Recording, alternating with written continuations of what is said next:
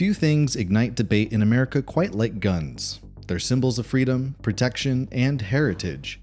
But not all firearms are created equal. While some are praised for reliability or innovation, others are remembered for all the wrong reasons.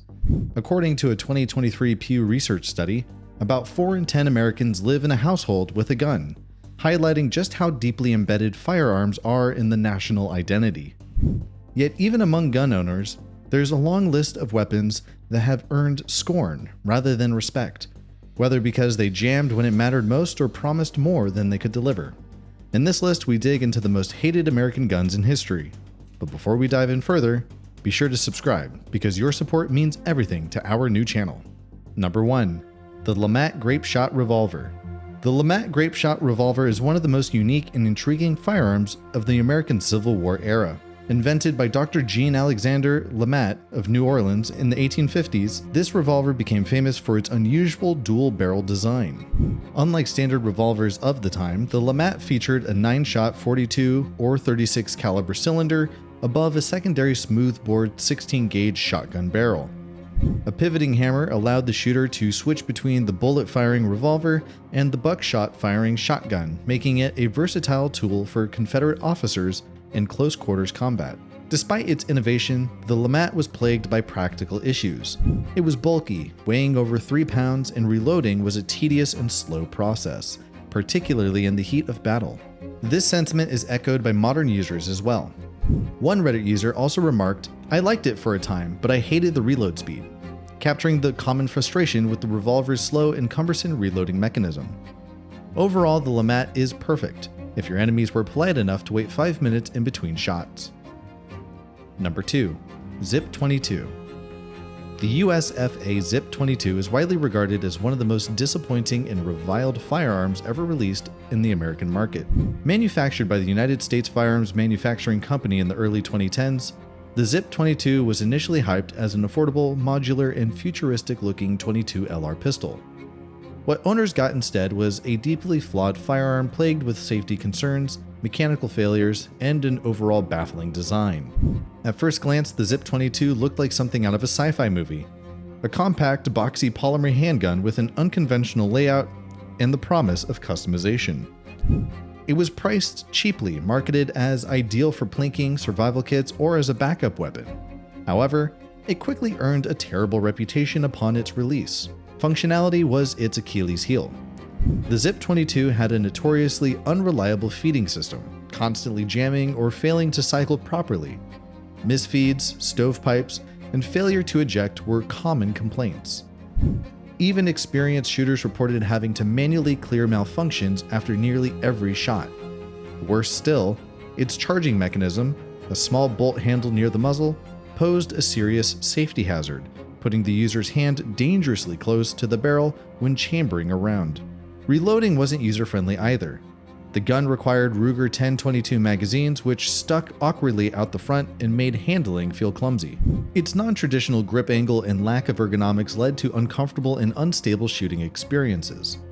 Beyond these design flaws, what made the Zip 22 especially hated was the sheer gap between expectation and reality. It was a promising concept on paper, a futuristic modular pistol for a low cost, but it failed catastrophically in practice. The company behind it, USFA, went bankrupt shortly after its release, and the Zip 22 quickly became a cautionary tale in firearm communities. As one frustrated owner put it, "Like most Zip owners, I quickly learned that it sucked and traded it in for some ammo or an optic." For many, the Zip 22 remains a symbol of overpromised innovation gone terribly wrong. Number 3. Desert Eagle 357 Magnum. The Desert Eagle 357 Magnum is a firearm that, despite its iconic status in movies and video games, often finds itself on the receiving end of criticism in real-world shooting circles. Manufactured by Magnum Research and originally designed in the early 1980s, the Desert Eagle is known for its massive frame, distinctive design, and gas-operated mechanism, rare among semi-automatic pistols. While it is most famous in 50 AE and 44 Magnum variants, the 357 Magnum model was actually the first produced. At first glance, the 357 Magnum Desert Eagle offers an interesting proposition: a semi-automatic pistol chambered in a revolver cartridge. It holds more rounds than a standard revolver, operating with a unique gas system for improved recoil management, and is certainly a conversation starter at the range. But for many shooters, especially those with practical goals in mind, the appeal quickly wears thin. The first and most obvious issue is its sheer size and weight. Weighing over 4 pounds unloaded, the Desert Eagle 357 is anything but nimble. Its bulk makes it nearly impossible to use for concealed carry or practical self-defense, and even open carry feels cumbersome. Its enormous grip is uncomfortable for shooters with average or smaller hands, and the long reach to the trigger can be quite challenging. Then there's the recoil. Not nearly as punishing as the 50 AE version, but still stout due to the 357 Magnum's energy and the gun's cycling action. The gas system, while innovative, is finicky and prone to malfunctioning, if not kept meticulously clean or fed with the right ammunition. Many owners find it picky about loads, with inconsistent performance from different brands and bullet weights. Despite its intimidating look, the Desert Eagle 357 often ends up as a safe queen or novelty range toy. Number 4. Winchester 1911 SL Shotgun, Widowmaker. The Winchester Model 1911 SL, often nicknamed the Widowmaker, is one of the most notoriously dangerous and disliked firearms in American history, not because of poor performance in the field, but because its very design posed a serious threat to the user. Developed by Winchester in response to John Browning's successful Auto 5 shotgun, the Model 1911 was Winchester's attempt to enter the semi-automatic shotgun market without infringing on Browning's patents. Since Browning had patented the Auto 5's signature charging handle and long recoil action, Winchester's engineers were forced to come up with a workaround. The result was a shotgun that required the user to manually compress the barrel into the receiver to chamber a round, a system that turned out to be a recipe for disaster. To load the shotgun, shooters had to slam the barrel backward, pushing it toward the receiver, to cycle the action and chamber a round. Unfortunately, many users did this while pointing the barrel upward, with their hand over the muzzle. If a round was already chambered and the firing pin failed, the gun could accidentally discharge right into the user's face. The nickname Widowmaker was no exaggeration. Serious injuries and deaths were reported due to this flawed loading mechanism. Aside from the safety issues, the shotgun was also known for being awkward and unpleasant to shoot. The long recoil action created excessive movement and kick, and the gun's relatively heavy weight did little to tame the felt recoil. Maintenance was also problematic. The internal components were difficult to access and clean, especially compared to other shotguns of the era.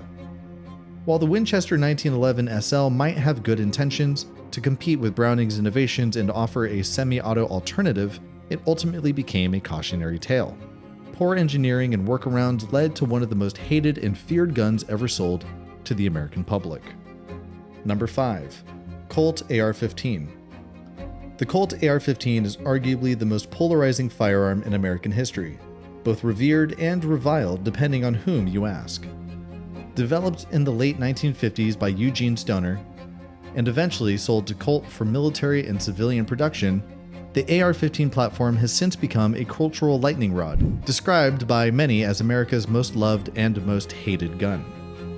Originally designed as a lightweight modular rifle for military use, the AR-15 civilian variants quickly grew in popularity for their accuracy, low recoil, and customization potential. Hunters, sport shooters, and gun enthusiasts embraced the rifle for its versatility and ease of use. Its modular design allowed owners to swap barrels, calibers, handguards, and optics, turning it into a tailor-made firearm for virtually any application. However, the AR-15's popularity also made it one of the most controversial weapons in the United States.